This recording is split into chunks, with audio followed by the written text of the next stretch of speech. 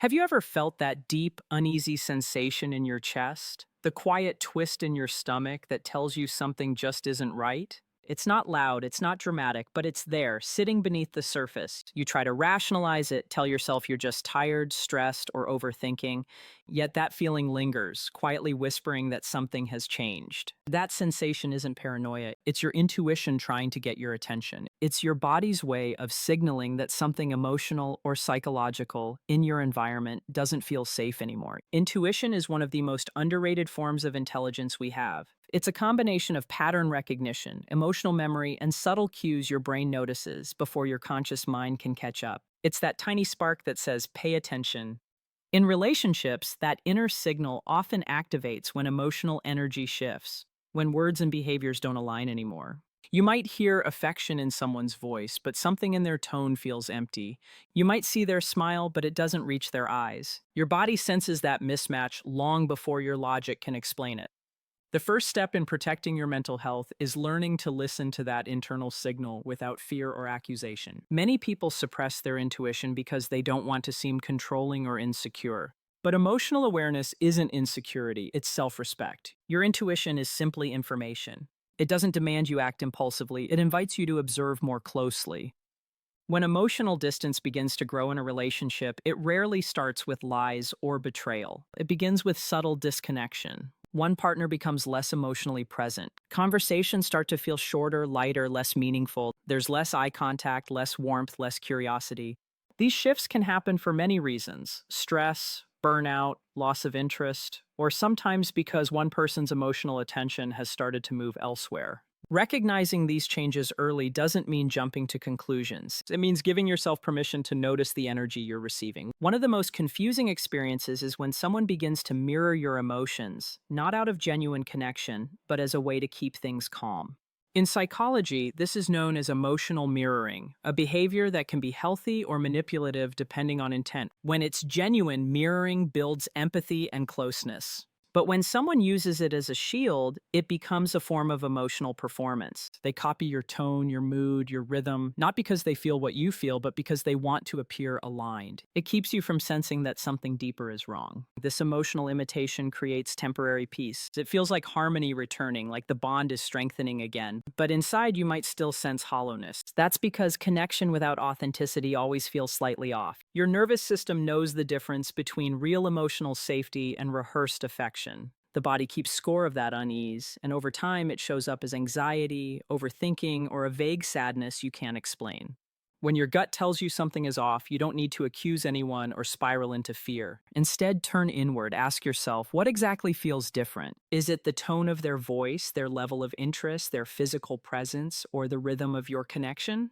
Clarity starts by identifying specific shifts instead of vague worry. Once you can describe what feels different, you can decide whether to address it directly or simply observe for a while longer. Emotional intelligence means responding, not reacting. Sometimes when someone feels guilty or emotionally conflicted, they might unconsciously start creating distance through irritation. It's not always malicious, it's psychological displacement, a way to shift inner tension outward. They may start finding small faults, nitpicking, or starting unnecessary arguments. This can leave you confused, wondering what you did wrong. But often the irritation isn't really about you. It's about their internal conflict, trying to find a way to justify emotional withdrawal. The healthiest way to respond to this kind of behavior is with calm observation. Don't match the irritation with defensiveness. That only feeds the cycle.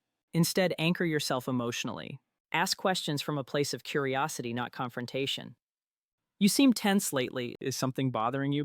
This opens the door for truth rather than escalating the conflict. If they deflect or minimize, take note, not to punish, but to understand the reality of the connection you're in.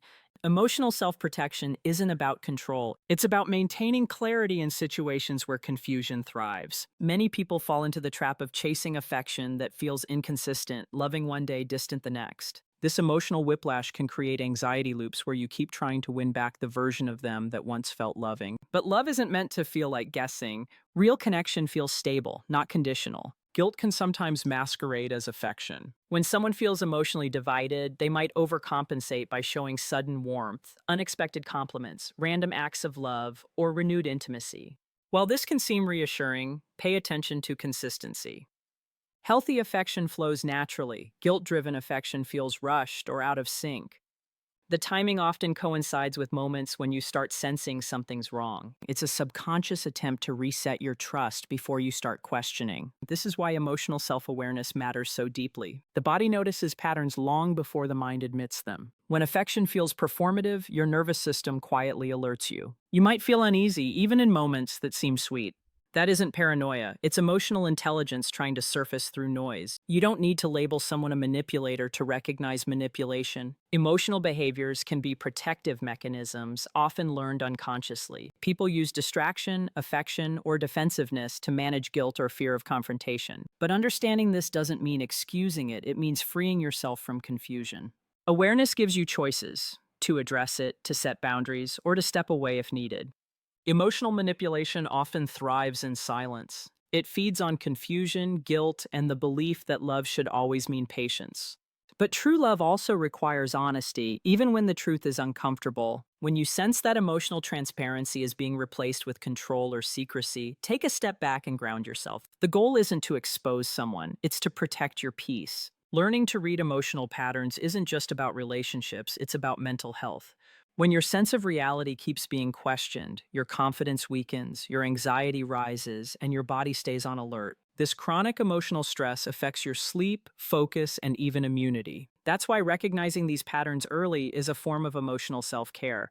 Protecting your peace isn't selfish, it's survival for your mental well-being. The truth is, everyone, regardless of gender, can fall into these psychological traps, using distraction, avoidance, or affection to hide discomfort or guilt. It's not a gender issue, it's a human one. But what matters most is learning how to respond when your instincts start speaking. When your intuition whispers, don't silence it. Listen, not with suspicion, but with awareness. Because when you trust what your emotions are trying to tell you, you begin to reclaim your peace. And peace is the foundation of every healthy relationship, starting with the one you have with yourself. As emotional tension deepens, a subtle shift often takes place in the rhythm of communication. The warmth that once felt effortless begins to cool. Texts take longer to reply to. Conversations start sounding more functional than emotional. It's not that the words disappear, it's that the emotional charge behind them fades. This is one of the earliest signals of emotional withdrawal.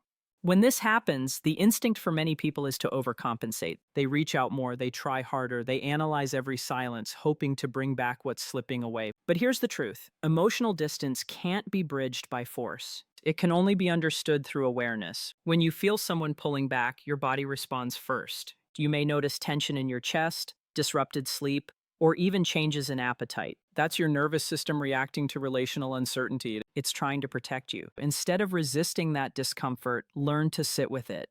Acknowledge that something feels different without immediately seeking to fix it. That space between knowing and reacting is where clarity begins. Another common behavioral pattern in emotionally strained relationships is information control. This doesn't always mean deception. It can be a form of emotional management. A person may start to selectively share details about their day, avoid mentioning certain friends, or guard their devices more tightly. These behaviors may stem from guilt, fear, or simply a desire to maintain independence. The key is not to assume the worst, but to observe patterns. When someone who was once open suddenly becomes private, that contrast deserves gentle curiosity. Healthy relationships are built on mutual transparency, not surveillance. Asking questions from a place of care rather than accusation can reveal the truth faster than confrontation ever will. For example, instead of saying, "Why are you hiding things from me?" you might say, "I've noticed you've been more private lately, and I want to understand what's changed." This type of dialogue invites honesty instead of defensiveness. Emotional safety encourages truth, fear only deepens secrecy. At times, defensiveness itself becomes the cover. When someone feels caught between guilt and fear of confrontation, they might turn the spotlight back on you. They might say things like, "Why don't you trust me?" or "You're being controlling." This technique, known in psychology as projection, isn't always conscious.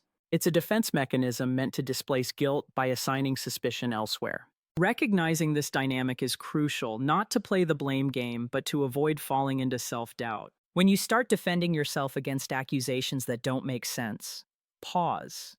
Take a breath and ask, is this conversation about me, or is it a reflection of their internal conflict? Not every accusation deserves a defense. Sometimes silence and observation reveal more than argument. Emotional projection is one of the mind's ways of maintaining balance when guilt becomes unbearable. It's easier to question someone else's loyalty than to face your own discomfort. Understanding this doesn't excuse it, but it helps you detach emotionally from the chaos it creates. When you stop absorbing misplaced guilt, you reclaim emotional clarity. Another layer of emotional confusion arises when affection becomes inconsistent. One day there's warmth and tenderness, the next there's indifference or coldness. This inconsistency is psychologically draining because it activates the brain's reward system, the same one involved in addiction. Unpredictable affection keeps you hooked, always hoping that the next interaction will bring the closeness you crave. This is called intermittent reinforcement, and it's one of the most powerful emotional hooks in human behavior. When you find yourself cycling through highs and lows like this, take a step back and ask yourself whether the relationship feels like safety or survival. Real love calms your nervous system. It doesn't keep you anxious or uncertain. Peace, not intensity, is the truest sign of emotional connection. It's also important to recognize how guilt-driven affection can cloud judgment. When someone feels conflicted, they may express love more intensely to ease their inner discomfort. They might shower you with attention, compliments, or gifts, not as an expression of renewed love, but as a way to silence their guilt.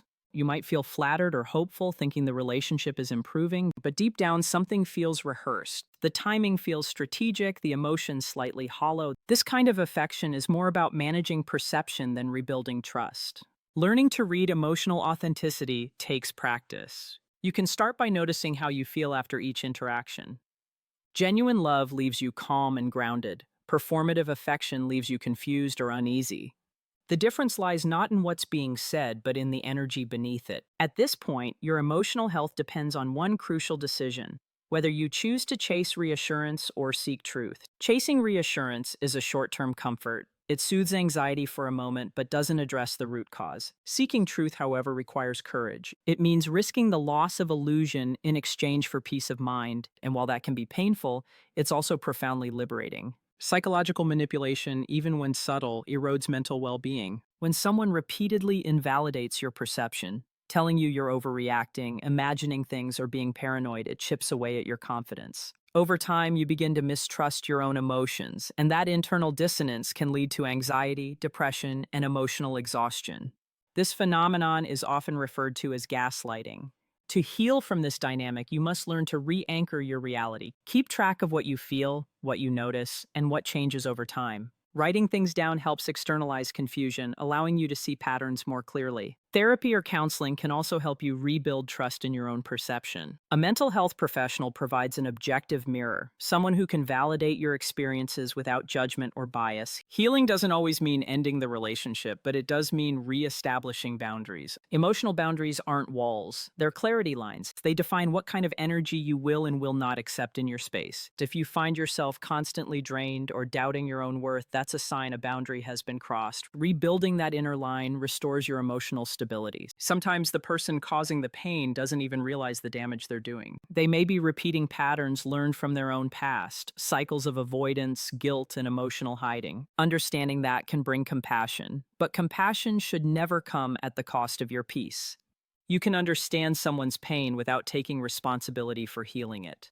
Self-awareness is your most powerful form of protection. The more connected you are to your own feelings, the harder it is for someone else to rewrite your perception. Grounding practices like deep breathing, journaling, or meditation help keep your nervous system steady, even during emotional uncertainty. When your body is calm, your intuition becomes clearer. Remember, the purpose of awareness isn't to become cynical or distrustful, it's to become discerning. There's a difference between living in suspicion and living with awareness. Suspicion drains energy, awareness preserves it. When you operate from awareness, you respond with wisdom instead of fear. You stop trying to control the outcome and start focusing on maintaining your inner balance. At the heart of all emotional healing lies one truth: peace is a signal of alignment.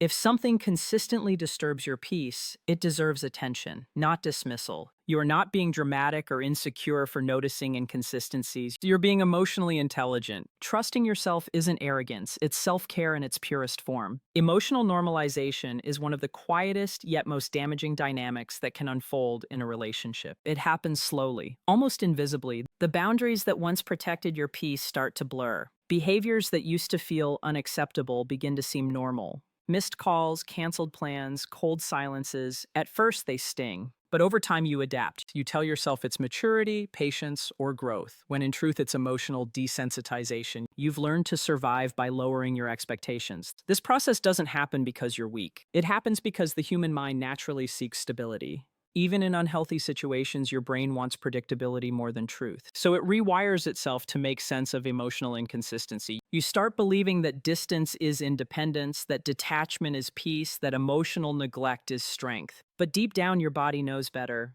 True peace doesn't feel like emptiness, it feels like safety. Emotional normalization is a form of conditioning. Each time you ignore that uneasy feeling, you train yourself to tolerate less. Each time you accept behavior that feels wrong, you teach your nervous system that discomfort is the price of love. This creates emotional fatigue, the kind that doesn't just drain your energy, it blurs your sense of self. You begin to wonder if you're too needy, too sensitive, or too emotional. But the truth is, sensitivity is not weakness, it's awareness. The ability to feel deeply is what allows you to recognize when something isn't aligned. If you find yourself in this emotional fog, the first step is to reconnect with your inner signals. Start by noticing how your body reacts to certain interactions. Your body doesn't lie. Do you feel calm or tense, energized or drained, safe or anxious? The more you tune into these sensations, the easier it becomes to separate truth from illusion. Emotional healing begins with acknowledging what you feel without judgment. One of the hardest truths to accept is that someone can act kind and still cause harm. They may not even realize the damage they're doing. But intentions don't erase impact. Emotional manipulation, even when subtle, can leave long-lasting scars. It teaches you to silence your instincts and second-guess your perception. That's why part of healing involves reclaiming your right to feel what you feel, even when others dismiss it. Learning to trust yourself again is like rebuilding muscle after injury. It takes patience, consistency, and gentle effort. Begin by validating your emotions. If something feels off, remind yourself that your feelings are valid, even if others don't agree. Write your observations down. Speak to someone you trust or a mental health professional who can help you process them without bias. Validation is the antidote to gaslighting. It restores your internal compass. As you strengthen your emotional awareness, you may start to see patterns more clearly. Maybe you notice how certain behaviors repeat whenever conflict arises: deflection, affection, avoidance, blame. Understanding these cycles doesn't mean you need to confront everything head on. Sometimes the most powerful response is quiet clarity. When you can see a pattern without being pulled into it, you've already begun to reclaim your power. One of the most empowering realizations in emotional health is that closure doesn't always come from others. It often comes from within through acceptance. Acceptance doesn't mean approval. It means recognizing reality without fighting it. When you stop trying to change what someone refuses to acknowledge, you free yourself from emotional captivity. You begin to redirect your energy toward healing instead of proving. Healing after emotional confusion or manipulation is not linear. Some days you'll feel strong and grounded, other days you'll feel lost. That's normal. Emotional recovery is like retraining your nervous system to feel safe again. You may flinch at small things that remind you of past instability. Be patient with yourself. Healing is not about forgetting the pain, it's about learning that you can survive it. In time, you'll rediscover what genuine peace feels like. It won't be dramatic or euphoric. It will feel steady, quiet, and secure. Real love doesn't require constant reassurance because it provides consistency. It doesn't silence your intuition, it strengthens it. In healthy relationships, both people feel emotionally safe enough to be transparent, even when it's uncomfortable. There are no hidden games, no emotional masks, just honesty, mutual respect, and care. To cultivate that kind of connection, start with yourself. Treat your own emotions with the same empathy you wish others would. When your inner voice says something feels off, don't silence it. Ask it why. When your body tenses, take a breath and listen. Self-trust grows through repeated evidence that you are safe with yourself. You don't need anyone else's permission to honor your truth. There's a quiet strength in knowing when to stay and when to walk away. Not every relationship is meant to last, but every relationship teaches you something vital about yourself, your values, your boundaries, your capacity to love, and your threshold for peace. When you finally choose peace over chaos, you don't lose love. You find it in its truest form. Remember, love should never make you question your sanity, your worth, or your intuition. It should bring clarity, not confusion. It should help you grow, not shrink. It should make you feel more like yourself, not less. When someone truly cares, their actions align with their words, their affection feels grounded, and their presence feels safe. Emotional awareness is a lifelong practice. The more you understand your own emotional landscape, the less likely you are to be swayed by someone else's storms. You begin to move through life with quiet confidence, rooted in self-respect. You stop needing constant reassurance because your peace no longer depends on someone else's behavior. That's what emotional freedom feels like, a calm that no manipulation can disturb. So if you ever find yourself questioning your reality, pause and breathe. Tune back into the wisdom that lives beneath the noise. Your intuition is not an enemy to silence. It's the voice of your deepest truth trying to guide you home. The next time your gut whispers that something feels off, listen, because your body knows long before your mind admits it. And the moment you start trusting that voice again, you begin to reclaim the one thing no one can take from you, your peace of mind. Because real love doesn't make you doubt what you know. It makes you feel safe enough to trust it. And that safety, steady, quiet, and genuine, is the foundation of every healthy heart.